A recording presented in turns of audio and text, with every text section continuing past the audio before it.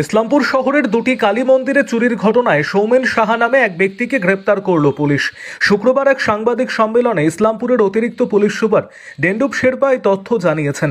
Police সূত্রে খবর, ধৃত সৌমেন সাহার বাড়ি বিহারের কিষানগঞ্জে। অতিরিক্ত পুলিশ সুপার জানিয়েছেন, কিষানগঞ্জের একটি গ্যাং ভাঙাড়ি কেনার ছদ্মবেশে প্রতিদিনই ইসলামপুর শহরে প্রবেশ করত এবং বিভিন্ন এলাকায় সুযোগ বুঝে চুরি চালাতো। এই গ্যাংয়েরই সদস্য সৌমেন সাহা ইসলামপুর বাসস্ট্যান্ড সংলগ্ন একটি কালী মন্দির এবং স্টেশন রোডের অন্য একটি কালী মন্দিরে চুরির ঘটনায় জড়িত ছিল।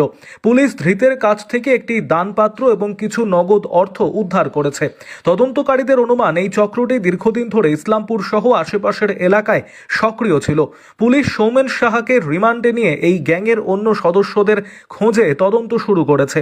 শহরে ধারাবাহিক চুরির ঘটনায় পুলিশের এই সাফল্যে ইসলামপুরের বাসিন্দারা কিছুটা স্বস্তি পেয়েছেন। তবে একই সঙ্গে চুরি রোধে শহরের বিভিন্ন এলাকায় পুলিশের নজরদারি আরও বৃদ্ধির দাবি জানিয়েছেন সাধারণ মানুষ। আমাদের ইসলামপুর থানার আন্ডারে যে শহর আছে, শহরের মধ্যে গত কয়েকদিন ধরে কিছু চুরিগুলো বেড়েছিল, আপনারা হয়তো জানেন। তার মধ্যে আমরা কিছু উদ্ধারও করতে পেরেছি। মেইনলি ওইটা নিয়ে আমাদের প্রেস কনফারেন্স রয়েছে।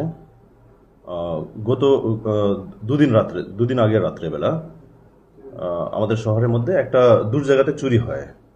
একটা হলো বাস স্ট্যান্ডের পাশে, যে নিউ বাস স্ট্যান্ড আছে তার পাশে শ্রী শ্রী সর্বমঙ্গলা কালী মন্দির যে আছে, ওখানকার থেকে একটা দানপত্র চুরি হয়, যার ভেতরে কিছু টাকাও ছিল।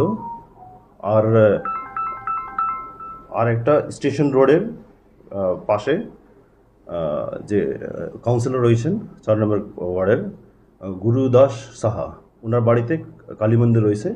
ওখান থেকে কালী মন্দির থেকে কিছু নেকলেসগুলো আর কিছু টিকলি ছিল, ওটা চুরি হয়েছিল। তো তার মধ্যেই যে সর্বমঙ্গলা কালী মন্দির যখন চুরি হয়েছে, ওই সময়তে ঠিক আমাদের পিসি পার্টি খবর পায়, আর ওখানে গিয়ে রেড হ্যান্ডেড ওকে ধরা পড়েছে একজন ছেলে, যার নাম আছে সৌমেন সাহা, কিষানগঞ্জের ছেলে। আর ওকে অ্যারেস্ট করা হয়েছে। তার কাছ থেকে আমরা দানপত্র পেয়েছি, যেটা মন্দিরেরই আছে, আইডেন্টিফাই করা হয়েছে। আর কিছু টাকা রয়েছে, 1455 টাকা, ওটা আমরা উদ্ধার করতে পেরেছি। আর ওকে আমরা আজকে ফরওয়ার্ড করা হয়েছে, আর রিমান্ডে নেওয়া হবে, এখন কোর্টে রয়েছে। আর ওকে যখন আমরা অ্যারেস্ট করার পরে ইন্ট্রোগেশন করা হয়েছিল, তো ইন্ট্রোগেশনের মধ্যে জানা গিয়েছে কি